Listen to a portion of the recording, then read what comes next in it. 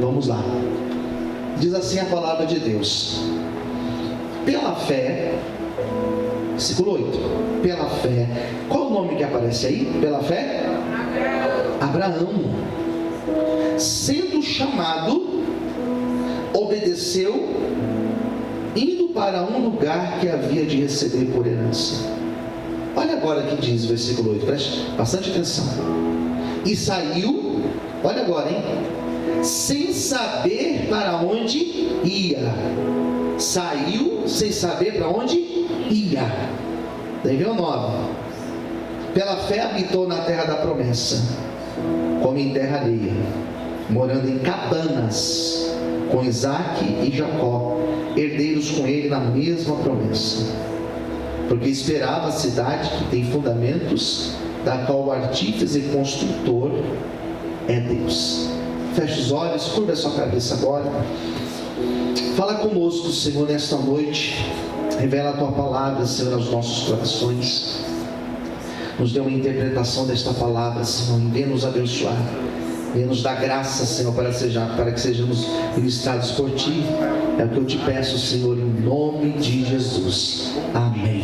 Você pode aplaudir Jesus bem forte, glórias a Deus. Amém, queridos. Quem me conhece sabe que, independente assim do número de pessoas, eu ministro da mesma forma a palavra, independente. Como eu estou acostumado a fazer rádio, eu já preguei muito rádio, muito. Em rádio você prega, você tem um vidro lá, e do outro lado tem um operador de som. Você está pregando e como se tivesse uma multidão ouvindo, porque tem uma multidão ouvindo, né? A rádio que eu já fiz programa, são 22 mil pessoas por minuto ouvindo. Então tem 22 mil pessoas por minuto de ouvido. É um estádio, né? Então você tem que pregar como se tivesse uma multidão. E é assim que eu ministro. Essa palavra, ela falou muito comigo. Abraão recebeu uma promessa e ele saiu sem saber para onde ia. Isso talvez já tenha acontecido com você. Pelo menos comigo já aconteceu. Quantas vezes eu já saí um sábado à noite ou uma sexta-feira depois do evangelismo e pensar, eu preciso comer alguma coisa. E sabe quando você sai sem saber o que você vai comer, queridos? Porque os meus horários são tarde, geralmente é muito tarde os meus horários. É depois de culto que eu vou comer. Eu não saio daqui quando acaba o culto, às vezes eu saio daqui bem tarde. E tem que sair caçando. Então já aconteceu várias vezes de eu sair assim, sem saber para onde eu ia. E daqui a pouco estava lá comendo alguma coisa em um lugar. Mas isso é algo que acontece esporadicamente e não tem problema. Agora tenta imaginar uma viagem. Tenta imaginar eu chegar para você e falar assim: olha, no próximo sábado nós vamos fazer uma viagem juntos. E a primeira coisa que você vai perguntar, o que é? Para onde que nós vamos? Porque para cada viagem tem um preparo, tem um guarda-roupa, tem um preparo aqui emocional. Você vai para a praia? Porque se você for para a praia, você tem que saber que você tem que levar roupas apropriadas para usar na praia. Que é totalmente diferente se eu falar para você que nós vamos lá para Campos do Jordão, para a Serra da Mantiqueira. É totalmente diferente. Porque se eu digo para você, semana que vem nós vamos para Campos do Jordão, no caso das mulheres, já vai preparar aquela bota, aquela blusa, aquele cachecol, aquela touca. Não sei se você já foi em Campos do Jordão, lá é muito gostoso de ir, comer chocolates, né? É maravilhoso.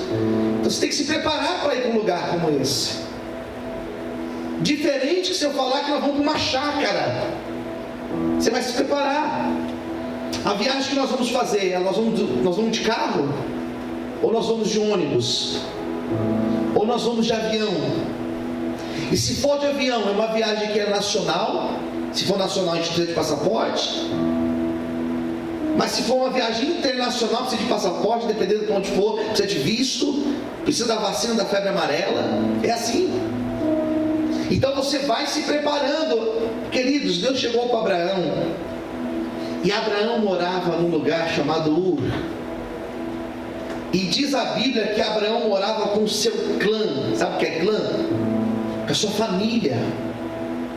Ele morava junto com o tio, com o primo, com sobrinhos, com irmãos. Ele morava no meio dos seus parentes. E você morar com um parente perto, irmãos, tem algumas vantagens e algumas desvantagens. Você morar com um parente, às vezes mora no mesmo quintal. Tem uns aspectos que são bons e tem uns aspectos que é só Jesus para ter misericórdia. Quem concorda, diga amém. Aspecto bom é que você tem gente por perto. Aspecto bom é que se você passar mal, tem alguém perto de você. Onde eu moro, irmão, se eu passar mal, eu tenho só Jesus por mim, porque eu estou longe, né? Dos meus familiares. Diz a Bíblia que ele estava ali no meio do seu clã. Tinha pessoas que poderiam ajudá-lo. Estava ali fazendo uma receita, faltava um pouco de alguma coisa. Vai lá, bate na porta lá e pede para fulana. Então tinha gente perto. Esse estar perto, queridos, se chama zona de conforto. Porque ele estava estabilizado, ele tinha uma casa, ele tinha seus bens, ele tinha sua família perto, ele tinha tudo perto, ele estava tranquilo. E de repente Deus olha para ele e fala assim: sai do meio da tua parentela e vai para uma terra que eu vou te mostrar. Deus não mostrou para ele, Deus iria mostrar. Quem entendeu, diga amém. Amém. Existem coisas que para Deus fazer na nossa vida, e aqui eu já quero começar a pensar no texto. Existem coisas que para Deus fazer na nossa vida, nós precisaremos fazer exatamente o que Abraão fez. Nós precisaremos sair da zona de conforto. Nós precisaremos sair do meio de certas pessoas, para que nós possamos viver as coisas maiores, as promessas maiores de Deus para a nossa vida. Existem pessoas que limitam a promessa de Deus na nossa vida. Existem pessoas que estão ao nosso redor, que são tropeço para a promessa de Deus na nossa vida. Deus queria fazer coisas grandes na vida de Abraão. Então Deus fez o que? Abraão, você vai sair daqui, você vai sair da zona de conforto, você vai sair do meio dos teus, e eu vou te levar para o lado de lá, vou te levar para um outro lugar, e para onde eu te levar, eu vou te abençoar, eu vou te prosperar, e eu vou cumprir as minhas promessas na tua vida. Talvez Deus tenha feito assim com você, talvez Deus tenha afastado pessoas ou apresentado pessoas para você. Tudo isso é para que a promessa de Deus aconteça e se cumpra na minha vida e na tua vida, em nome de Jesus. Você pode dar glória a Deus por isso? Aleluia! Você pode exaltar o Senhor? Então você vai sair daqui, Abraão. E a Bíblia, o autor aos Hebreus, não tinha muito espaço para falar. Ele não tinha muito tempo para falar de Abraão, então ele usou poucos versículos. Ele fala da vida de Abraão em 3 versículos. 3 versículos falar de Abraão, irmãos, é pouco. Mas foi o que ele fez. E ele falou que quando ele recebeu essa chamada de Deus, versículo 8. Quando ele recebeu a chamada de Deus, deixa no 8 aqui para mim, Joyce, por favor. Abraão, sendo chamado, olha o que diz aí. Ele obedeceu. Ele fez. Parece tão simples, né? Mas foi simples para ele, irmãos? Eu tenho certeza que não. Porque obedecer a Deus, irmãos, é cheio de desafios.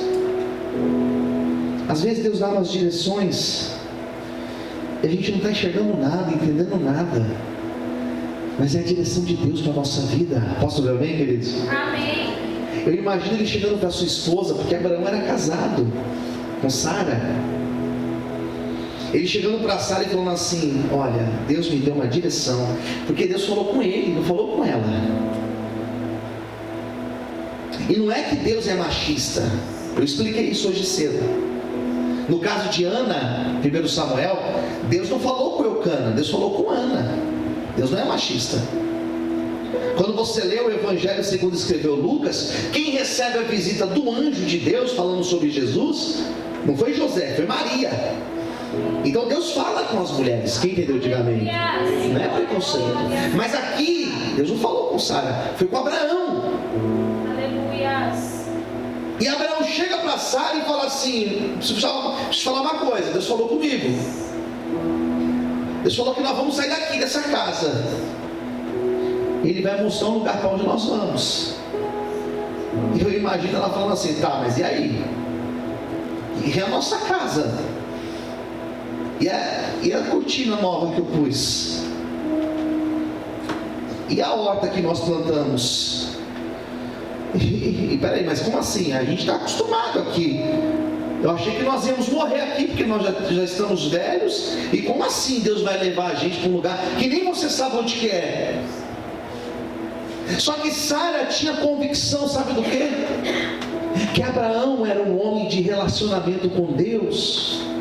E quando o homem, quando a mulher, homem ou mulher, quando nós temos um relacionamento com Deus, irmãos, Deus fala conosco, Deus fala no nosso coração, Deus direciona a nossa vida, Deus mostra direções, Deus mostra caminhos, Deus não nos deixa confundido. Pode ser que por um período fique em silêncio, mas daqui a pouco Deus dá uma direção, uma estratégia. E quando é de Deus, aquilo que Deus pôs no coração de Abraão, confirmou no coração de Sara. Houve concordância. Aquilo que Deus tem ministrado no teu coração, Deus vai trazer concordância, porque é a direção dele para a tua vida. Quantos podem aplaudir o Senhor por isso? Aleluia!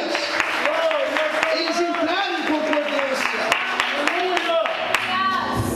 E para viver o novo, tem que abrir mão da cortina, do vaso, dos móveis que não davam para levar, daquele sofá que era grande e não dava para levar.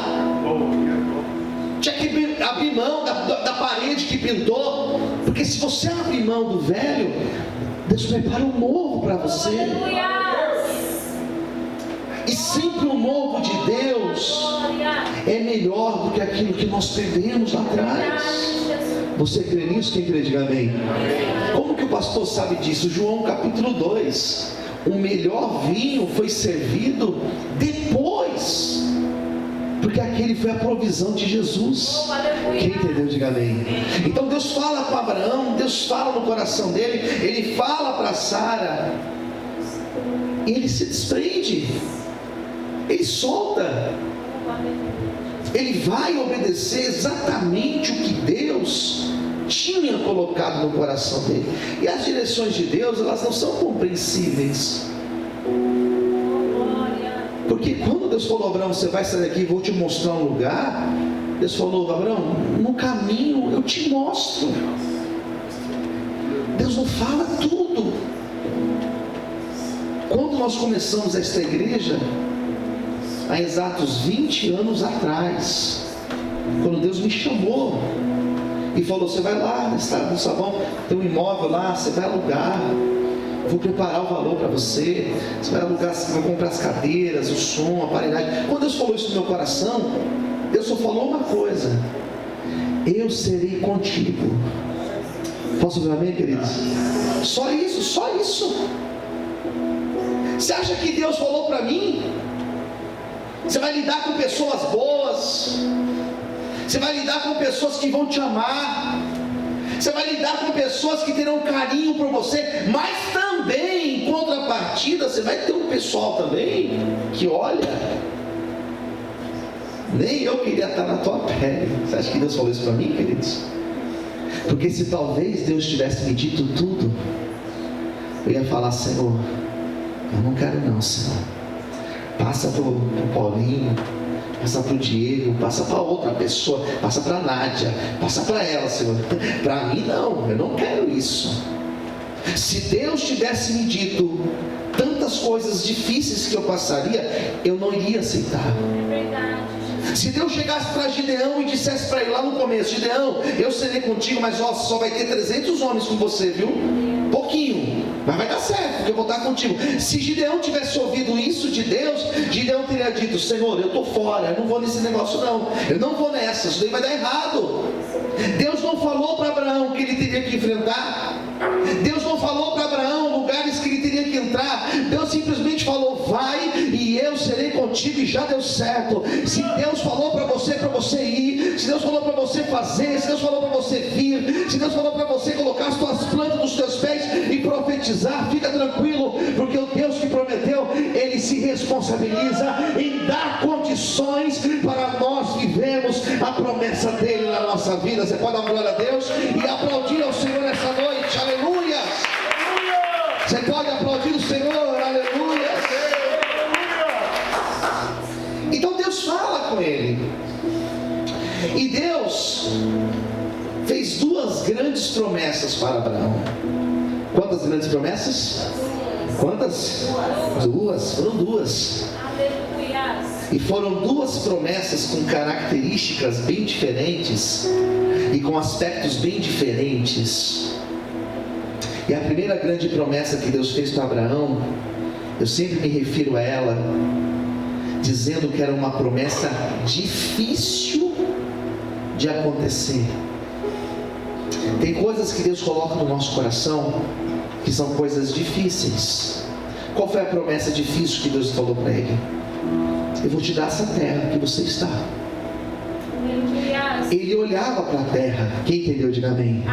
Ele conseguia tocar na terra. Ele conseguia pôr os pés na terra. Ele precisava conquistar a terra. Essa promessa, eu sempre me refiro a ela como uma promessa difícil. É aquela promessa que Deus faz para mim, faz para você, que nós olhamos assim e nós pensamos, eu não tenho condição. É aquela promessa que Deus faz para mim e para você, e nós pensamos, bom, se eu for contar o que eu tenho aqui, se eu fizer um rateio, se eu juntar as moedas, se eu pegar até a raspa do tacho, não dá, é difícil, vai ser muito difícil. Promessas assim, elas experimentam muito a nossa perseverança, a nossa insistência. Deus vai nos dando estratégias, a gente se torna pessoas criativas. É difícil, mas a gente no fundo sabe que Deus vai dar condições. Aleluia. Quem entendeu, diga amém. Amém. Mas a segunda promessa, queridos, a segunda promessa, ela não era difícil. A segunda promessa, ela era impossível de acontecer. Glória, glória, glória. Porque Deus falou para Abraão, você vai ter um filho. E Abraão falou, mas filho com quem? Com quem que é esse filho, Senhor? Porque primeiro, eu já sou bem velhinho. E outra, a Sara, é com ela? E Deus falou, é com Sara que você vai ter. E o grande problema é que ambos já tinham idade avançada. Sara era um pouco mais nova, 10 anos, mas já era uma avó, uma vozinha, uma senhorinha. E para agravar a situação, ela era uma mulher estéril. Então quando Deus falou para eles, vocês terão um filho, e desse filho eu vou fazer uma grande nação, Abraão falou, isso daí é impossível, Senhor. A terra vai dar trabalho, mas eu vou chegar lá. Mas o filho é impossível. Daí nós deparamos com Deus falando para Abraão e para Sara, lá no capítulo de número 18 de Gênesis, dizendo que não existe impossível para Deus. Porventura existe alguma coisa